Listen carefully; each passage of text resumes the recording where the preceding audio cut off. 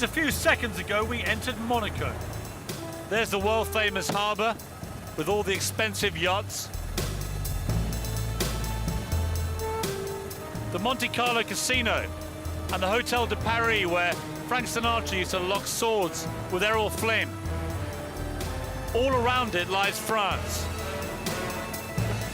The last 50 years has been the most glamorous, the most star-studded, and the richest place on earth.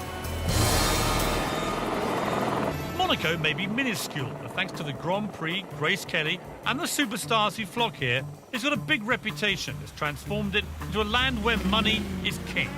The place is crawling with millionaires, more in fact per square metre than anywhere else on the planet. There's probably 2,000 millionaires. And how many billionaires? 50.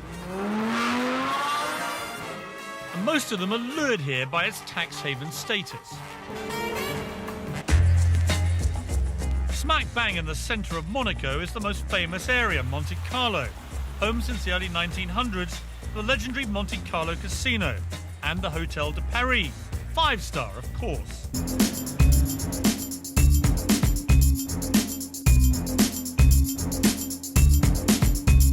You have good luck tonight, Mr. Bond. James Bond. That's it? Anyone want to play poker now? Enjoy the game.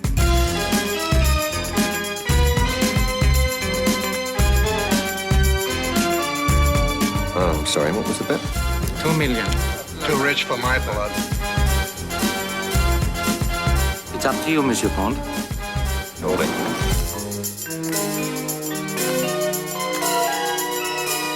Monsieur Bond wins. Oh, Monaco's a tax haven with more millionaires per square metre than anywhere else in the world.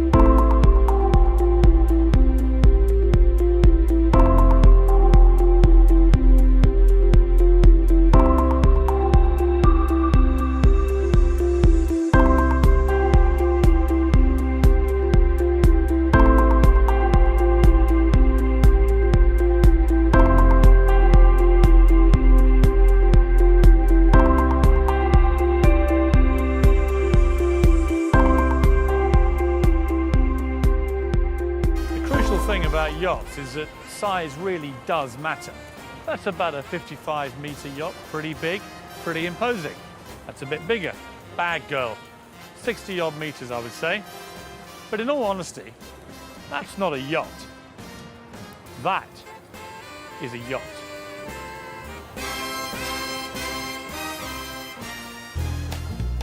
Perched on a rock overlooking Monaco is the home of its greatest asset, the royal family. The Grimaldis have ruled here pretty much continuously since they seized the fortress over 700 years ago. 650 of those years were spent in relative anonymity, but in 1956, the then ruler, Prince Rainier III, married Hollywood movie star Grace Kelly in a fairy tale wedding that was watched around the world by 30 million viewers. It was the PR coup of the century. Overnight, the golden age of Monaco took off, and it went from obscurity to a brand that became synonymous with glamour and elegance. Grace gave Monaco the cachet that money just can't buy. Not till we get to the picnic grounds. Oh, lovely day. Have you ever seen any place in the world more beautiful?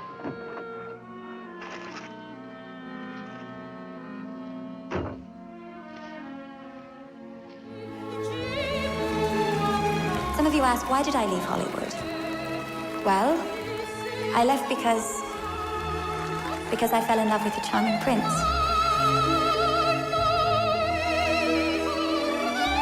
Hitchcock offered me a role. Will you consider accepting? I miss it. According to this, there is simply no crime at all in Monaco. And that's because security is absolutely paramount here. It's also spotlessly clean. The streets are scrubbed every morning. So after splashing out on a Versace gown and Jimmy Choos, you can tool around town. This is just a typical jeweller's watch shop in Monaco. And to give you some idea of the extraordinary prices you get here, look at that watch at the top there. When I first saw that, I thought, oh, it looks pretty good. Maybe 1,000 euros, 2,000 maybe. If it was really expensive, 5,000 euros. Let me tell you what that watch actually costs. 1 million euros. One man who can put things into perspective is James Caan of Dragon's Den. I think everything beyond 100 million, Piers, is actually irrelevant. If you've got 100 million, there is only so much you can do. That concept of competition exists amongst probably the world's 50 richest people. Yeah. And of course, at that level, it's about the biggest private plane, the biggest yacht, the biggest mansion. In Monaco, there's probably 2,000 millionaires. I mean, 2,000 millionaires is a reasonable number. And how many billionaires? I would say probably now 50. 50 billionaires. Yeah, absolutely, no and doubt. 2,000 millionaires in a Yeah. population of 35,000. Which is obscene. Monaco today does seem like utopia for those who can afford it, that is.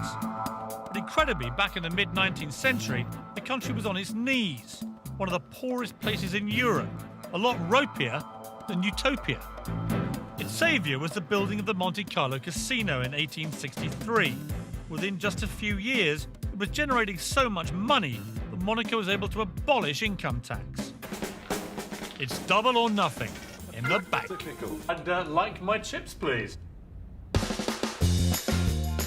On the surface, Monaco looks like a gamble that's more than paid off. But there are two sides to every story. And so,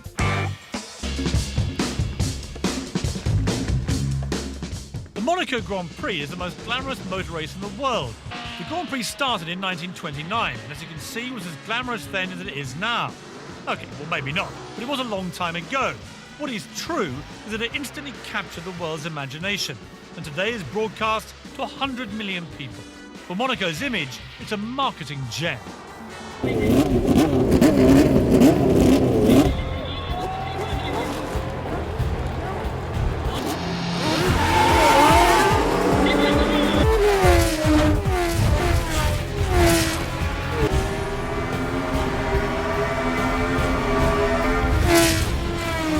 In Monaco, the police operate a zero-tolerance policy on paparazzi. Given that racing drivers now are big celebrities worldwide, is it quite nice to be able to live in relative anonymity here? Absolutely. It's totally unique. I've never seen anything like this anywhere in the world. There is no paparazzi. You know, I went to Saint-Tropez yesterday, and paparazzi everywhere. Now, you might say, well, there's going to be in Saint-Tropez. Well, why should there be? It should just be another place where you can go and hang out and have fun with your friends. Monaco, they're not here. I think this wall in the American bar of the Hotel de Paris sums up what's happened with Monaco. All these pictures were taken here. David Niven, Orson Welles, Errol Flynn, Marlene Dietrich, Peter Sellers, some of the biggest stars in entertainment history, all very refined and elegant and beautifully dressed. Monaco has changed because the nature of celebrity has changed. It's still got it. So what have I learned about Monaco? Well, it's very clean. There's no litter or graffiti. The sun always shines. There's little crime to speak of, and it's very private. There has to be a prize for being successful, Piers. You know, what's the point in working so hard all of your life if there isn't a prize at the end? And maybe Monaco is the prize. It is a pretty good prize, and for that reason, I'm in.